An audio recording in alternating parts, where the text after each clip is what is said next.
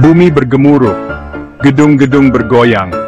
Pada tanggal 28 Maret 2025, gempa bumi dahsyat berkekuatan 7,7 skala Richter mengguncang Myanmar. Setelah debu mereda, kenyataan mengerikan muncul, ribuan orang meninggal, tak terhitung yang terluka, dan pemandangan dipenuhi kerusakan. Di tengah kehancuran yang meluas, tragedi yang sangat memilukan terjadi, yaitu hancurnya lebih dari 50 masjid, tempat ibadah dan penghiburan bagi komunitas Muslim Myanmar. Gempa bumi terjadi pada hari Jumat, hari berkumpul dan berdoa bagi umat Islam di seluruh dunia. Tangisan memilukan dari para jemaah yang terjebak, teredam oleh bertonton beton dan puing-puing, menggambarkan kekacauan dan keputusasaan. Kisah-kisah yang pantas untuk didengar, kisah-kisah yang menuntut perhatian kita. Kekejaman gempa tidak menyayangkan siapapun. Tetapi bagi komunitas Muslim di Myanmar, hancurnya masjid-masjid mereka membawa beban simbolis yang sangat dalam. Lebih dari 50 masjid, beberapa berusia berabad-abad, runtuh akibat kekuatan gempa. Menara-menara yang dulu megah, kini menjadi logam dan puing-puing yang bengkok, berdiri sebagai pengingat yang menyakitkan akan kehancuran tersebut. Hilangnya masjid-masjid ini merupakan pukulan spiritual dan budaya yang mendalam bagi komunitas Muslim. Saat komunitas bergulat dengan kesedihan yang luar biasa karena kehilangan orang yang dicintai, mereka juga dihadapkan pada tugas berat untuk membangun kembali kehidupan mereka dan tempat ibadah mereka yang hancur. Dunia Tet Min Oo yang berusia 25 tahun hancur bersamaan dengan dinding masjidnya. Dia sedang berwudu ketika gempa terjadi. Tanah di bawahnya berguncang hebat, dinding-dinding berderit, dan kemudian, dengan suara gemuruh yang memekakan telinga, masjid itu sebagian runtuh. Terjebak di bawah reruntuhan, Tet Min Oo berada dalam kegelapan yang menakutkan, diselingi oleh tangisan orang-orang yang terluka dan sekarat. Dia bisa mendengar anggota keluarganya memanggilnya. Suara mereka semakin melemah setiap saat. Jantungnya berdebar ketakutan dan putus asa saat dia menyadari betapa gawatnya situasi itu. Hari-hari berubah menjadi mimpi buruk saat Tet Min Oo menunggu, terjebak dan sendirian, berharap akan keajaiban. Dia dibiarkan menghadapi kenyataan pahit dari kehilangannya. Semangatnya hancur di bawah beban ketidakpedulian pemerintahnya. Kehancuran akibat gempa bumi menyingkap garis patahan ketidaksetaraan dan diskriminasi yang ada di Myanmar.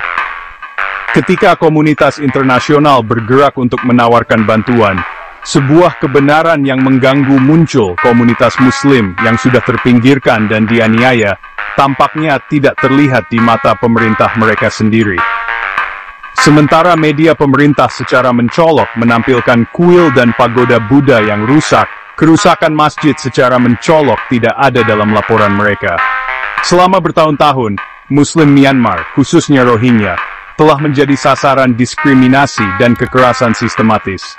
Gempa bumi setelahnya hanya memperkuat penderitaan mereka, memperlihatkan luka diskriminasi, dan kebutuhan mendesak akan keadilan dan kesetaraan. Saat guncangan awal mereda, sebuah kesadaran yang mengerikan muncul pada para penyintas. Mereka sebagian besar sendirian. Tanggapan pemerintah terhadap bencana itu lambat, tidak memadai, dan tampaknya acuh tak acuh terhadap penderitaan komunitas Muslim.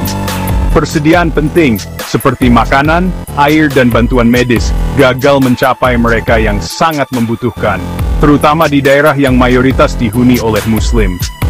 Alat berat yang dibutuhkan untuk membersihkan puing-puing dan menyelamatkan mereka yang terjebak tetap menjadi mimpi yang jauh.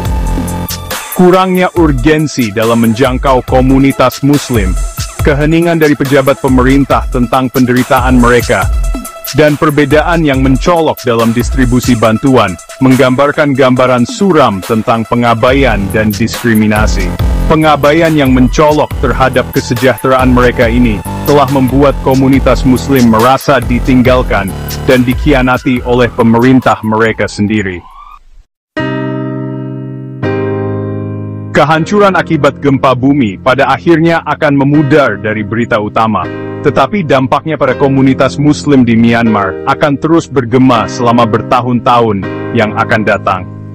Tanggapan yang lambat dan tidak memadai, kurangnya bantuan, dan ketidakpedulian yang nyata dari pemerintah mereka sendiri, telah meninggalkan luka yang mendalam. Proses pembangunan kembali akan panjang dan sulit. Struktur fisik dapat direkonstruksi, tetapi luka emosional dan psikologis akan membutuhkan waktu lebih lama untuk sembuh. Trauma kehilangan orang yang dicintai, rumah mereka, dan tempat-tempat suci mereka, akan terus menghantui mereka. Bantuan kemanusiaan, meskipun penting, harus didistribusikan secara adil dan transparan, menjangkau mereka yang paling membutuhkannya. Dunia sedang memperhatikan. Tanggapan terhadap tragedi ini akan menjadi ujian kemanusiaan kita, dan komitmen kita terhadap keadilan dan kesetaraan bagi semua. Terlepas dari kesulitan yang tak terbayangkan, komunitas Muslim di Myanmar telah menunjukkan ketahanan yang luar biasa. Semangat mereka, meskipun terguncang, tetap tak terpatahkan. Di tengah puing-puing dan keputusasaan, kisah-kisah tentang keberanian, kasih sayang, dan solidaritas komunitas bersinar. Tetangga membantu tetangga, berbagi sedikit makanan dan air yang mereka miliki. Relawan, banyak dari mereka dari komunitas Muslim itu sendiri, mempertaruhkan nyawa mereka untuk menggali puing-puing, mencari korban selamat. Masjid-masjid, meskipun hancur secara fisik, terus menjadi sumber kekuatan dan persatuan. Komunitas berkumpul di tenda-tenda darurat, berdoa bersama, berbagi kesedihan mereka, dan saling menawarkan kenyamanan dan dukungan. Ketahanan mereka, semangat persatuan mereka, dan keyakinan mereka yang tak tergoyahkan, akan menjadi cahaya penuntun mereka saat mereka menjalani perjalanan yang sulit di masa depan.